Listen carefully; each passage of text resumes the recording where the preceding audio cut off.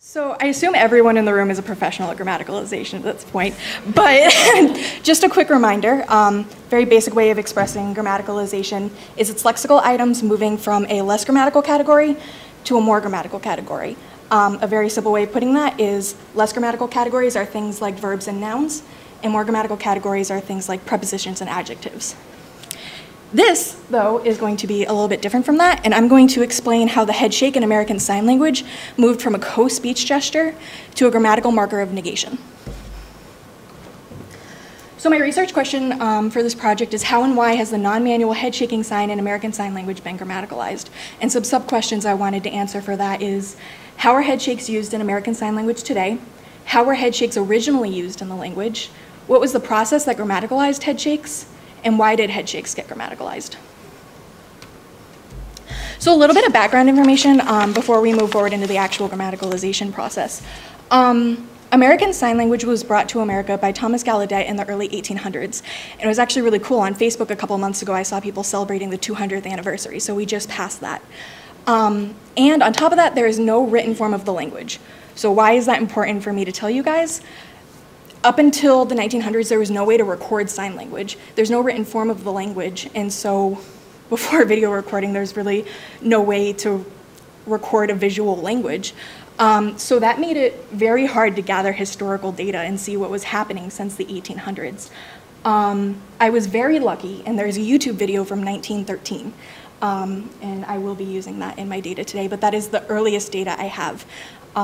Which makes this very hard to have less than 100 years of data. So our background information, the head shake is a non-manual sign in the language, and so it's important to understand the distinction between manual signs and non-manual signs. Brendan Aaron, who is a professor at Bellevue College, she teaches sign language. I found this definition of hers online, and I thought it was a really great way to express what non-manual signs are. And she says that they consist of various facial expressions, head tilting, shoulder raising, mouthing, and similar signals that we add to our hand signs to create meaning. Some examples of this are, you can put your eyebrows up or down to indicate WH questions or yes/no questions, each one respectively. You can purse your lips to show ease in an action. And lastly, you can use head shakes to show negation. And I tried to find a definition for manual signs, and I couldn't find one. So I tried to write one based on my understanding of the language, and I said the minimum requirements for a manual sign are it needs a hand shape, a movement, and a location. And some examples of that are not, home, and linguistics. And so how these two would work together is, let's take a different sign. Let's say fishing. And so let's say I want to say I am fishing casually, easily. I can go, and all of that is entailed in that one sign. So that's how these two work together in the language. So now on to the actual process. How is the head shake in American Sign Language used today? We can see it being used two ways, and these are two stages in the grammaticalization process. The first way, and the more common way that we see it, is the head shake is used with the manual negation sign, and that's demonstrated in 1. So the meaning here is John is not buying a house, and what that looks like is John is not buying a house. The head shake has to be used over the negation sign, which in the sentence is not, and it's optional to continue it over the verb phrase, but it must be at least used over the negation sign. The second way we see it being used is its most grammaticalized form, which is where the head shake alone expresses negation. And so that would look like John buying a house. So these two sentences have the same meaning. And in case it wasn't totally clear, when there's not the manual sign not, you must shake your head to show the negation. Otherwise, you totally lose the meaning of the sentence. So where did the head shake in American Sign Language start? And this is where the background information comes in. The earliest video data I have is from 1913. So we don't really know what was going on from the 1800s to 1913. But we have a pretty good theory that in English and in most spoken languages, the head shake is a co-speech gesture. And that means that it doesn't add any semantic meaning. And so the thought is, since that's how it's used in spoken languages today, that's how it started in sign languages. That sign languages were exclusively a manual dominant language, and that head shakes didn't add any semantic meaning. And then also, the video I'm going to show you from 1913 will support this theory as well. Okay, so how did this happen? there's this cool process called the Jesperson cycle. And the man himself, Jesperson, he defines it as the original negative adverb is first weakened, then found insufficient and therefore strengthened, generally through some additional word, and this in turn may be felt as the negative proper, and may then in course of time be subject to the same development as the original word. I'm not entirely sure what that means, so I'm going to explain it to you guys in plain English. So this is an example in French. And I'm just going to walk through how Jesperson cycles works using a solid spoken language example. So here in A, we see that ne is the word that's expressing negation. What happens is as we move to B, pas is being added. And it's thought that pas was originally added to add emphasis, but it got reanalyzed and it was thought, oh, now we have to use nes and pas. We have to use them both. Otherwise, it's not grammatical to show negation. And then what happens is ne gets dropped altogether, and then only pas is what's expressing negation. That's Jesperson's cycle in a nutshell. So how does this work with sign language? We start in step 1 with the head shake being a co-speech gesture. So that means that only the manual sign can express negation, and the head shake doesn't really add anything semantically. So here, the head shake is optional, and the location is flexible. Since it's not adding any semantic meaning, you can shake your head wherever you want in the sentence, and it's not going to do anything. When we move to step 2, the head shake is becoming part of the morphology for negation. And so you have to do the manual sign not and shake your head. So in this step, the head shake is obligatory and has a fixed location. And then on to step 3, we see that the manual negation sign is no longer obligatory and negation can be expressed through a head shake alone. So step 2 would be equivalent to ne and pas, where we have both the manual sign and the head shake. Okay. So why are we moving from step 1 to step 2 to step 3? My theory is that from step 1 to step 2, we're using metaphorical extension, and from step 2 to step 3, we're using generalization. And I'm sure you all know what those are, but in case you don't. Hopper and Trager define metaphorical extension as a process of inference across conceptual boundaries and are typically referred to in terms of mappings or associated leaps from one domain to another. And so what's happening in sign language is when it's a co-speech gesture, and you can see this in English today, it's loosely attached to the idea of negation. A lot of the time when the head shake is used, we're using it in places where there's negation, like you can say, that's not my bike. And so then what's happening is through metaphorical extension, it's being concretely attached to negation. And then from step 2 to step 3, we see generalization, which this person, who I tried to find out how to pronounce his name and was unsuccessful, he defines it as an increase of the range of a morpheme advancing from lexical to grammatical or from less grammatical to more grammatical status. And so what's happening between 2 and 3 is nothing is changing semantically, but it's no longer bound to that manual sign. You can use it alone to express negation, so it's being generalized in that way. All right, here's the fun part. I have some YouTube videos for you guys to show you guys all of these steps in action. The first video I'm going to show you is the video from 1913. And this is going to support the first step where the head shake is only used as a co-speech gesture.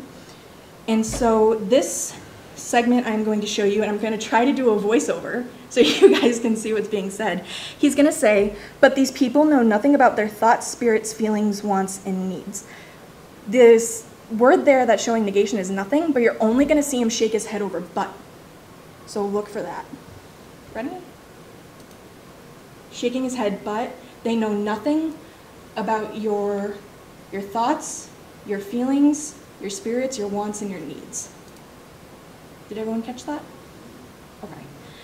And so later in this same video at 12:18, so here he's going to sign, "They do not understand sign because they themselves cannot sign."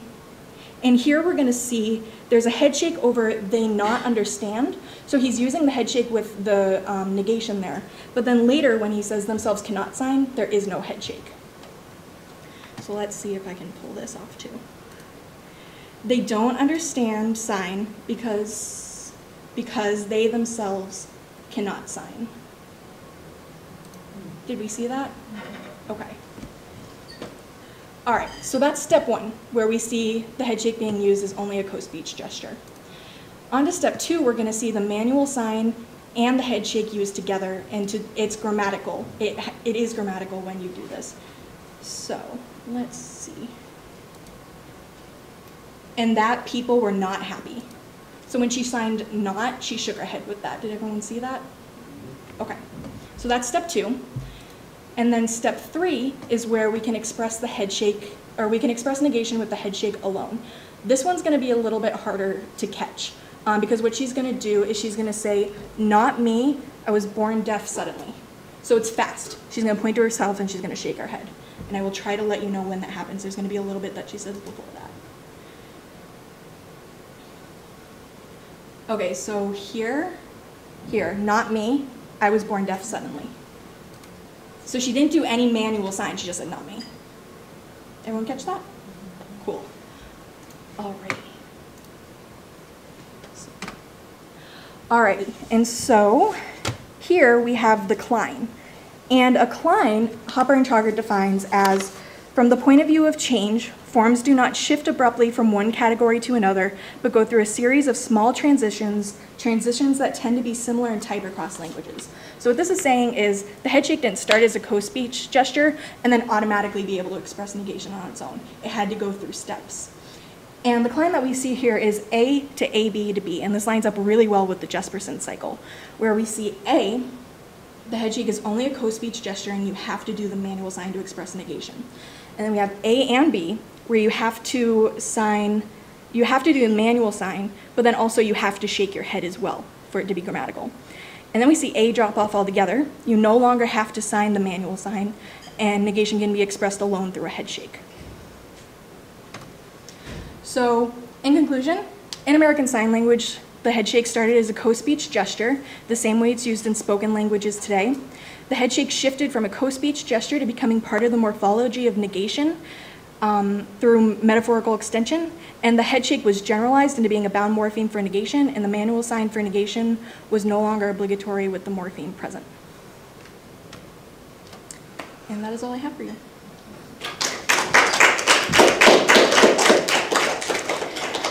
Questions? Yes. So I started pondering what I think is probably a different head shake. Okay. That's the kind of the clicking of the tongue head shake. That's too bad. Where you're like, English is whack, or dude is crazy. Right, and that is actually something, and you see that in sign language too. Something that I read about in my reading is they also use it for emphasis. Like that's crazy. So they do use a head shake, and They it doesn't do. imply negative. So They do in other do you feel it was situations. different from the negative head shake? I'm not sure. Maybe slower when we're. I think in that particular case, like a lot of things in sign language, you would have to depend on the context to figure out what's being said. And you see that a lot in sign language. A lot of the signs look very similar, and so it's the context. So I think that's how you would have to differentiate the two. That would be very interesting to look into, though, and see how do you distinguish between the two. Does it look different? Is the head shake for emphasis being used less because a head shake does have a grammatical form now? But unfortunately, that just really didn't come up in my research. But I would love to look into that. Yeah. Do we know about when the form came only for the head? The form became only the head shake. Do you know? I don't. when that changed? I don't. The timeline was very tough. The only thing I know is what the stages look like. Again, if I do get to continue my research on this, that is something I would like to look into, and I would like to look into what was going on before 1913.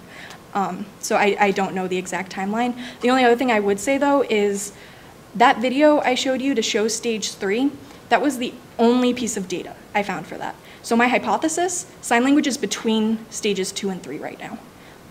When sign language is being taught as a second language, they teach you sign the manual sign and shake your head.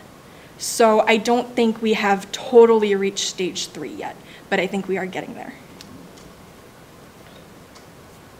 Early on, you mentioned as it's stage 2, Yes. when you have to shake your head.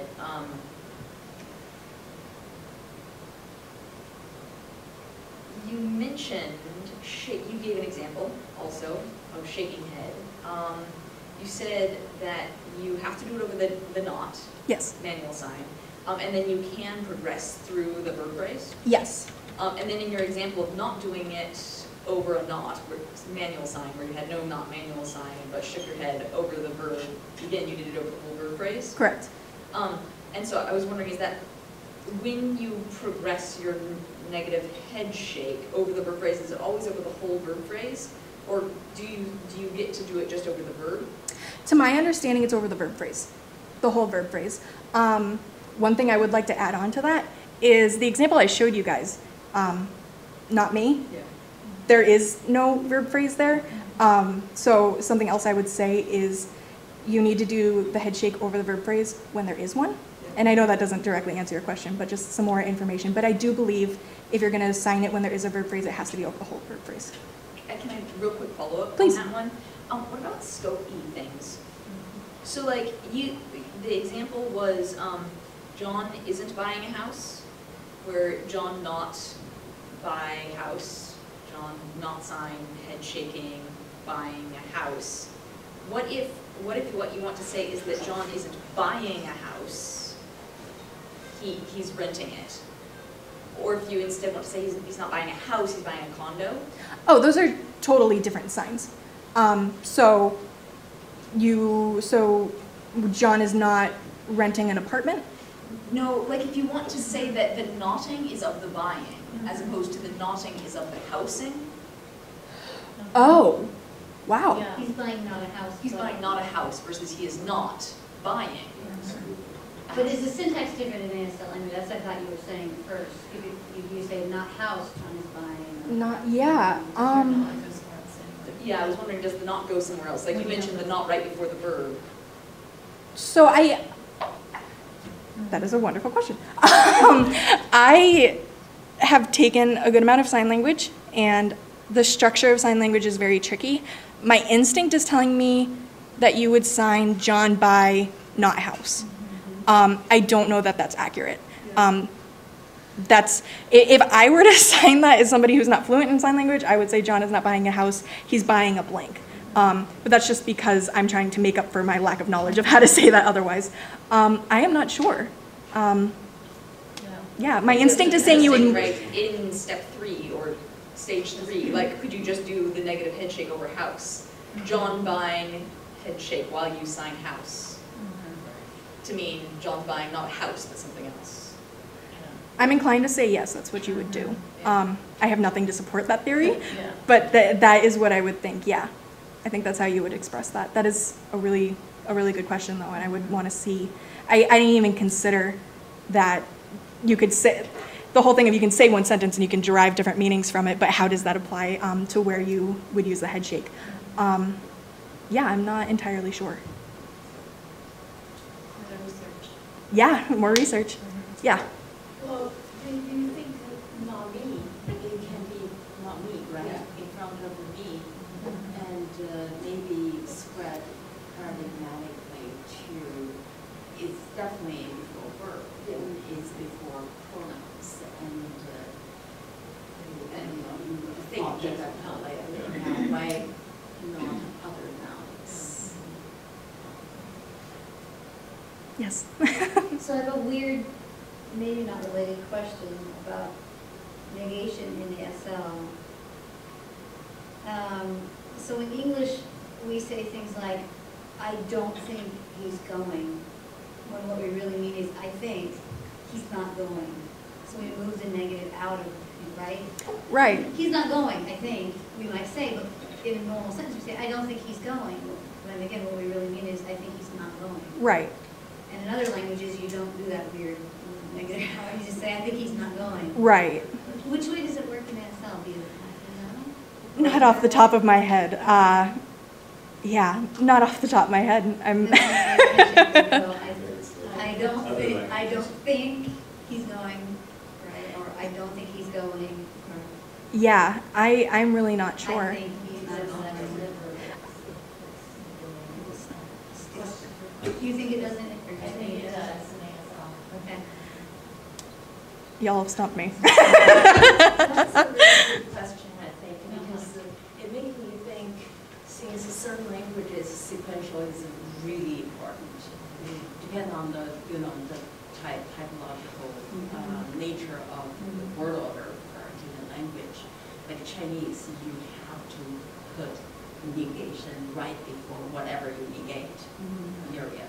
Not English, because it comes from more of an inflectional language, so it has all these conjugations that can tell you maybe which one to negate. Chinese doesn't. It's really relying on the position. The position is the key. And so whatever you negate, you put before that one. Otherwise, people don't understand what you're talking about. I would think sign language, because of the dimension, and missing at least certain cues, there is probably more leaning towards negate whatever you want to negate, rather Either way than. is fine. And especially if you're using the head shake, because that's very portable. It can be on top Right. of whatever other sign. Right. So I wonder if there would be a difference too, even if you had to use the hand sign and say, I don't Right. think he's going. Yeah, I'm thinking in situations like that, it might be more appropriate to just stick to the manual sign, you know. But I'm not sure what that's going to look like if the language progresses how I think it's going to, and we're moving just towards the head shake. So I'm not entirely sure. Good ideas. Yeah, no, these are great. Thank you. Yeah, as you can see, it stimulated lots of conversation and discussion. So thank you all. Thank you guys so much. Thanks, Kayla.